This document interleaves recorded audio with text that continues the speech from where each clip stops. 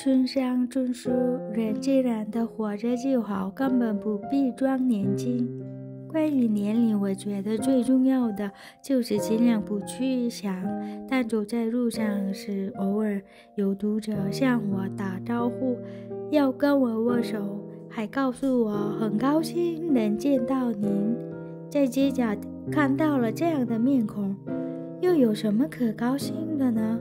假如这个样子多少能让大家开心一点，那我就非常开心了哈。